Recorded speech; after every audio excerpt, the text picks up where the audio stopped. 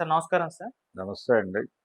Sir 'Ram Charan' గారు ఇండస్ట్రీలో 18 years తన ప్రయాణాన్ని అయితే కంప్లీట్ చేసుకున్నారు సార్. అందుకు సంబంధించి తన అప్‌కమింగ్ ఫిల్మ్ 'పెద్ది' నుంచి కూడా ఒక పోస్టర్ అయితే రిలీజ్ చేయడం జరిగింది. మరి ఏం చెప్తారు 18 ఏళ్ల ఈ ప్రయాణం గురించి? మరి రాబోతున్న ఈ 'పెద్ది' సినిమా గురించి కూడా ఏం చెప్తారు సార్? అంటే ప్లాన్డ్ కెరియర్, హ్మ్. ఆర్గానిక్ కెరియర్ కాదు ఆయనది. చాలా పథకం ప్రకారం డిజైన్ చేసుకుంటూ వెళ్ళినటువంటి కెరియర్ అది. అలాగే ఆయన ఏ సినిమా చెయ్యాలి, ఏ సినిమా చేయకూడదు అనేది విపరీతమైనటువంటి తర్క వితర్కాలు జరిగి ఒక ప్రాపర్ ప్రాజెక్టుని ఎంచుకుని ముందుకు నడిచినటువంటి సందర్భం. గతంలో అలా ఉండేది కాదు. అంటే హీరోలు వరుసగా సినిమాలు చేసుకుంటూ వెళ్ళిపోయేవాళ్ళు. అందులో హిట్లు, ఫ్లాపులు అన్నీ తగులుతూ ఉండేవి. ఒక నెలలో రిలీజ్ అయిన నెలకి కనీసం 2 రిలీజులు ఉండేవి ఒక్కొక్క హీరోకి. అందులో ఒకటి హిట్ అయ్యేది, ఒకటి ఫ్లాప్ అయ్యేది. అసలు హిట్లు, ఫ్లాపులకు అతీతంగా కెరియర్ నడుచుకుంటూ వెళ్ళిపోయేది. బోల్డు సినిమాలు వాళ్ళ అకౌంట్లో పడిపోతూ ఉండేవి. అలా నడిచేవి కెరియర్లు ఆ రోజుల్లో ఆర్గానిక్గా. ఆ తర్వాత ఎప్పుడైతే ప్లానింగ్ అంటే ప్రతి సినిమాని చెక్కాలి అనేటువంటి కార్యక్రమాలు మొదలైపోయినాయో ఆటోమేటిక్గా అంటే చిరంజీవి మొదటి 100 సినిమాలు చాలా వేగంగా చేశాడు. ఆయన 100వ సినిమా త్రినేత్రుడు. హ్మ్. త్రినేత్రుడి వరకు చాలా వేగంగా నడిచింది ప్రయాణం. త్రినేత్రుడు తర్వాత నుంచి డల్ అయిపోయి, స్లో అయిపోయి 50 సినిమాలు చేయటానికి చాలా టైం తీసుకున్నాడు ఆయన. కాబట్టి ఆ తర్వాత తరంలో వచ్చినటువంటి హీరో రామ్ చరణ్. రామ్ చరణ్ చిరంజీవి కొడుకుగా వచ్చాడు.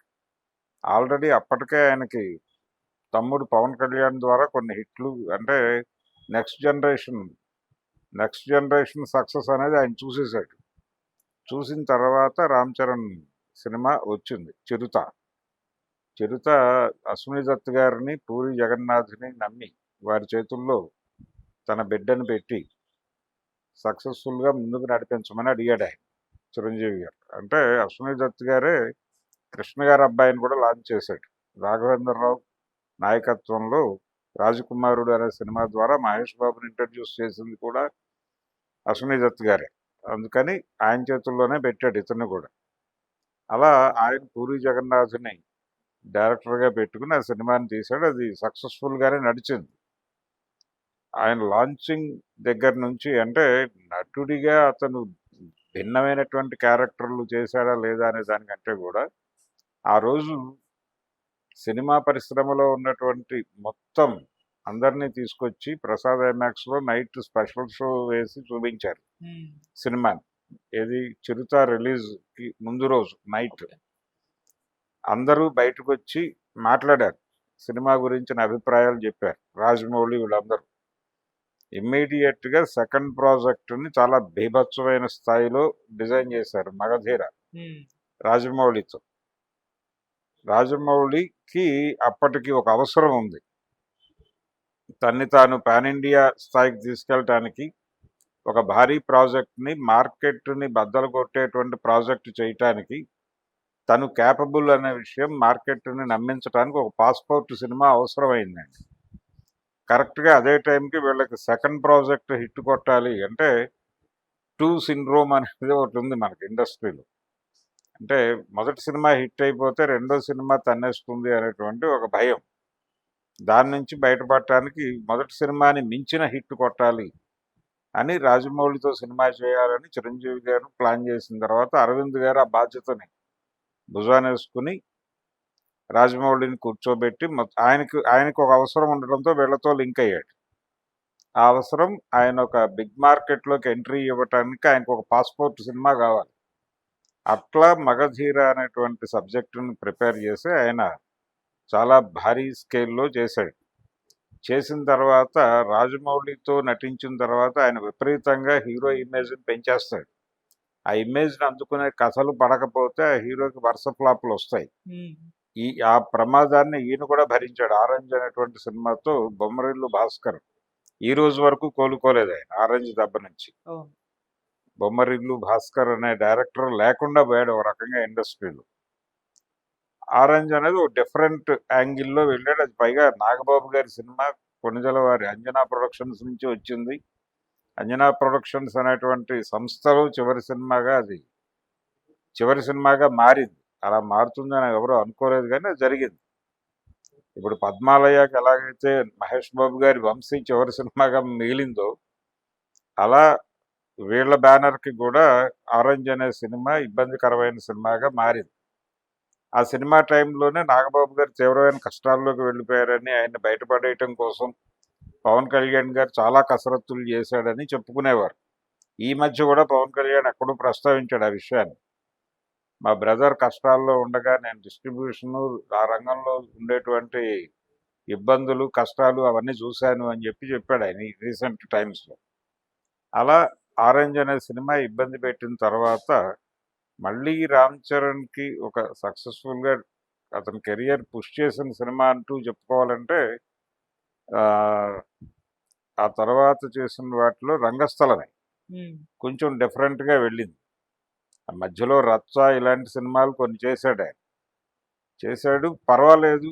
అంటే ఒక రకంగా రొటీన్ స్క్రిప్ట్లే. రొటీన్ స్క్రిప్ట్లో కొన్ని సక్సెస్ఫుల్ సినిమాలు, అంటే నష్టాలు లేకుండా బయటపడిపోయిన సినిమాలు ఇవన్నీ, రచ్చ తదితరాలు. అలా 2-3 సినిమాలు చేసినప్పటికీ ఆయనకి మళ్ళీ కెరియర్లో అలా మగధీర తర్వాత లెక్కల్లో చెప్పుకోవాలి, వేళ్ల మీద లెక్కల్లో చెప్పుకునే సినిమాగా నిలబడాలి అంటే రంగస్థలం. రంగస్థలం సినిమా ఆయనకు ఒక డిఫరెంట్ ఇమేజ్ని ఇచ్చింది, నటుడిగా తను ఎలివేట్ చేసింది. అంతకు ముందున్న సినిమాలు స్టార్గా ఎలివేట్ చేసినాయి కానీ నటుడిగా అతనికి ఒక స్థాయినిచ్చిన సినిమాలు కాదు. అయితే మగధీరాలో ఆ ప్రయత్నం జరిగింది, నటుడిగా అతని స్థాయిని పెంచే ప్రయత్నం కూడా నిజానికి రాజమౌళి సిన్సియర్గానే చేశాడు. అది వర్కౌట్ అయింది కూడా. కాకపోతే ఆ తర్వాత అంచనాలు పెరగడం వల్ల ఆయన తర్వాత 2-3 సినిమాలు ఇబ్బంది పడ్డాడు. రంగస్థలం అనే సినిమా పూర్తి స్థాయిలో అతనిలో ఉన్నటువంటి నటుడిని ఎలివేట్ చేసినటువంటి సినిమాగా చెప్పుకోవాలి. ఆ రంగస్థలం తర్వాత మళ్ళీ ట్రిపుల్ ఆర్ మళ్ళీ నిలబడినటువంటి సినిమా. ఈ ట్రిపుల్ ఆర్ మధ్యలో ఆయన చేసిన ఇవి కూడా ప్రాపర్గా నడవలేదు, వర్కౌట్ అవ్వలేదు. ఈ ప్రయాణంలోనే దాని తర్వాత చేసినటువంటి సినిమా ట్రిపుల్ ఆర్ తర్వాత ఆయన చిరంజీవి గారితో కలిసి చేసిన ఆచార్య అనేది చాలా ఇబ్బందికరమైనటువంటి ఫలితాన్ని తీసుకొచ్చింది. ఇబ్బందికరమైన ఫలితం అంటే భారీ అంచనాలు ఉన్నాయి. అంటే తండ్రి కొడుకు నటించేటువంటి సినిమా, అది ఆ రోజుల్లో అన్నదమ్ముల అనుబంధం ఆ రేంజ్ సక్సెస్ అవుతుంది అని అనుకున్నారు. కానీ ఆ సినిమా చాలా ఇబ్బందికరంగా మారి ప్రేక్షకుల సహనానికి పరీక్ష పెట్టింది. అది ఒక డిజాస్టర్గా మిగిలింది. అదొక చేదు జ్ఞాపకం ఆయన కెరియర్, రామ్ చరణ్ కెరియర్లో. నిజానికి వారి తల్లి గారి కోరిక మేరకు ఆ సినిమా చేశామని చెప్పుకున్నాడు ఆయన. ఏదేమైనా ఆ ఫలితం తిరగబడిన తర్వాత మళ్ళీ సక్సెస్ వేట. ఆ సక్సెస్ వేట ఇప్పటికీ నడుస్తోంది. ఆ సక్సెస్ వేటలో భాగంగానే ఆయన శంకర్తో సినిమా కమిట్ అయ్యాడు, గేమ్ చేంజర్. అది డెఫినెట్గా తన గేమ్ చేంజ్ చేస్తుంది అని ఆయన అనుకున్నాడు. రామ్ చరణ్ ద్వారా గేమ్ చేంజ్ చేసుకోగలను అని శంకర్ అనుకున్నాడు. వీళ్ళిద్దరు గేమ్ చేంజ్ చేయగలను అని దిల్ రాజు అనుకున్నాడు. అది ఎవరి గేమ్ చేంజ్ చేయకుండా వెళ్ళిపోయింది సినిమా. పైగా భారీ డిజాస్టర్గా మారి ఆయన కెరియర్ని చాలా ఇబ్బంది పెట్టినటువంటి సినిమాగా మిగిలిపోయింది. అందుకని రామ్ చరణ్ సినిమా బీభత్సమైన హిట్ అవుతుంది, లేదంటే కనుక అది ఏమైపోతుందో తెలియని పరిస్థితి అనే ఒక ఇమేజ్ మధ్యలో ఇప్పుడు మళ్ళీ పెద్ద చేస్తున్నాడు ఆయన. పెద్ద ఒక డిఫరెంట్ నేపథ్యంలో ఉన్నటువంటి సినిమా, స్పోర్ట్స్ బ్యాక్ డ్రాప్లో నడుస్తోంది. అంటే ఇది ఇప్పటివరకు మనం చూసినటువంటి స్పోర్ట్స్ బ్యాక్ డ్రాప్ సినిమాలన్నీ కూడా ఏదో ఒక ప్లేయరు ఒక ఆటలో ఆయన కసరత్తు, అక్కడి నుంచి ఆయన సాధించిన విజయాలు, మొదట్లో ఎదుర్కొన్నటువంటి ఫెయిల్యూర్స్, వ్యవస్థ నుంచి ఎదుర్కొన్న ఫెయిల్యూర్స్, వీటి మీద నడిచిన కథలే చూసాం మనం. అశ్విని అనే సినిమా దగ్గర నుంచి అదే స్క్రీన్ ప్లే. కానీ ఇది ఇంకొక ఏరియాలోకి ఎక్కడో స్పోర్ట్స్ నేపథ్యమే కానీ ఇంకెక్కడో ఎంటర్ అవుతున్నట్టుగా కనిపిస్తుంది. అంటే స్పోర్ట్స్ నేపథ్యంలో ఆట వెనకాల ఉన్నటువంటి గేమ్. మెయిన్ మనకు ప్రధానంగా టీవీలో కనిపించేది మనం చూసేటువంటి క్రికెట్ మ్యాచ్.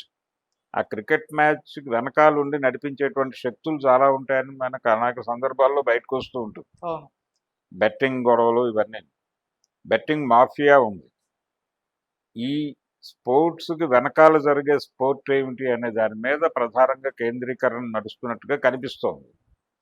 ఇది రూరల్ బెల్ట్ నుంచి ప్రారంభమై ఒక ప్రపంచ స్థాయి విజయం సాధించేటువంటి ఒక క్రీడాకారుడి జీవితంలో ఈ బెట్టింగ్ మాఫియాలు, ఈ మాఫియాలు ఎంటర్ అయిపోయి చేసే కలగా పులగపు గందరగోళాలు, ఆ గందరగోళాల నుంచి ఎలా ఎక్స్పోజ్ చేసి తను ఎలా బయటపడతాడు అనేది బహుశా కథ అని నేను అనుకుంటున్నాను. ఉమ్, అందుకని అతను ఏదో క్రికెట్ ఆడుతున్న షాట్ ఒకటి బయటకు వచ్చింది.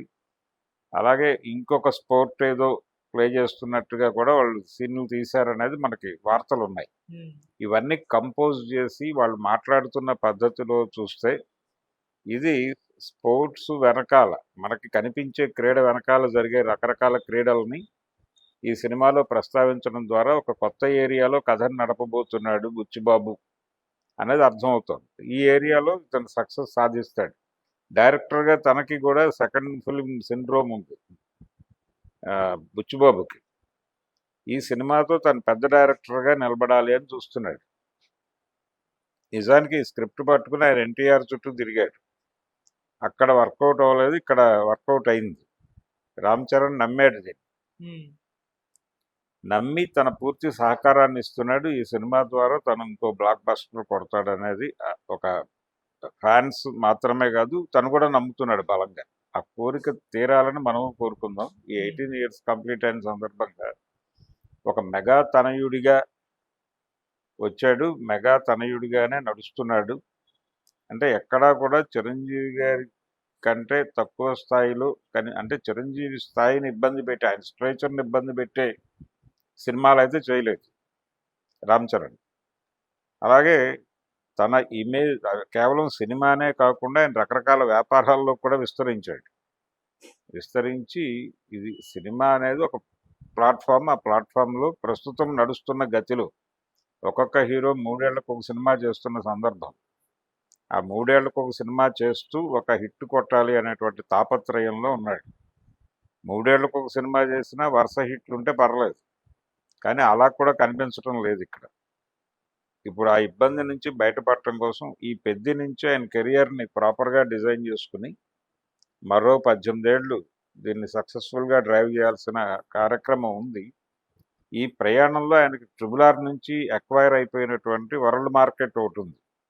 ఆ వరల్డ్ మార్కెట్ని టార్గెట్ చేస్తూ ఆయన ఏదో హాలీవుడ్ ప్రాజెక్ట్ ఒకటి చేస్తాడనేటువంటి మాట వినిపిస్తుంది. ఓకే. ఈయన్ని పాన్ ఇండియాకి పుష్ చేయడానికి రకరకాల ప్రయోగాలు జరిగినాయి. అందులో భాగమే ఆయన జంజీర్ సినిమా రీమేక్లో యాక్ట్ చేశాడు అక్కడ బాలీవుడ్లో. ఉమ్, నిజానికి అది సక్సెస్ అయి ఉంటే ఇంకోలా ఉండుండేది పరిస్థితి. అది డిజాస్టర్గా మారింది. అది డిజాస్టర్గా మారిన తర్వాత ఆ చేదు అనుభవం నుంచి బయటపడేసిన సినిమా ట్రిబుల్ ఆర్. ఉమ్, ట్రిబుల్ ఆర్ అనేది ఆయనకు వరల్డ్ మార్కెట్లో ఒక ఎక్స్పోజర్ని ఇచ్చింది. ఆ ఎక్స్పోజర్ని క్యాష్ చేసుకోవడానికి ఇప్పుడు ఆ రేంజ్ సినిమా ఒకటి పడాలని ఆలోచిస్తున్నాడు ఆయన. ఉమ్, అందుకని పెద్దిలో ఆ ఛాయలు ఉంటాయని అనిపిస్తోంది. ఓకే. ఆ ఛాయల మీదుగా నడిస్తే ఆయన నెక్స్ట్ ఆ లెవెల్లో వెంచర్. ఇప్పుడు సినిమా టు సినిమా చేసేసి అక్కడ ఏదో సాధించేయాలనే కార్యక్రమంలో లేడు ఆయన. తండ్రి నుంచి సంక్రమించినటువంటి స్టార్డమ్ను కాపాడుకుంటూ తన మార్కెట్ని జాగ్రత్తగా పదిలపరుచుకుంటూ ముందుకు వెళ్ళాలి అనేటువంటి పథక రచనలో ఉన్నాడు. అందుకని ఎక్కడా కూడా కాంట్రవర్సీల్లో కానీ ఇంకెక్కడా కూడా ఆయన కనిపించడు. ఒక్కసారి అనుకోకుండా బాలకృష్ణ గారితో చిన్న మాట అనిపించుకునే పరిస్థితి వచ్చింది ఆయనకి. అవును. అదే తప్ప ఇంకెక్కడ అనవసరమైన వివాదాల్లో ఉండడు. ఆయన తన పద్ధతిలో తను ఉంటాడు. మధ్యలో ప్రొడ్యూసర్గా సినిమాలు చేశాడు. ఉమ్, ఆయన తండ్రి గారితో 2 సినిమాలు ప్రొడ్యూస్ చేశాడు చిరంజీవితో. ఒక దశలో ఆయన ప్రొడ్యూసర్గా స్థిరపడిపోతాడేమో అనే మాట కూడా నడిచింది. ఏది ఖైదీ నంబర్ 150 తర్వాత సైరా, సరే. ఆ 2 సినిమాలకి ఆయనే ప్రొడ్యూసర్. కొణిదెల మూవీస్ అనే పేరుతో నడిపిన సినిమాలు ఆ 2. అలా రకరకాలుగా నడిచి తండ్రితో చాలా సన్నిహితంగా, తండ్రి పట్ల బాధ్యతగా, వినయంగా ఉండేటువంటి ఒక కొడుకు. అంటే కొడుకు అనేవాడు ఎలా ఉండాలో అలా ఉన్నట్టుగా కనిపిస్తున్నటువంటి స్టార్ కిడ్స్లో రామ్ చరణ్ కొంచెం ప్రత్యేకంగా కనిపిస్తాడు. ఉమ్, ఆయన నడవడిక, తండ్రితో ఉండేటువంటి బాండింగు అదంతా కూడా చాలా బాగుంటుంది. అలా ఒక డిఫరెంట్ స్టార్ కిడ్గా కనిపిస్తాడు ఆయన. అదే పద్ధతిలో. Okay sir. Thank you so much sir.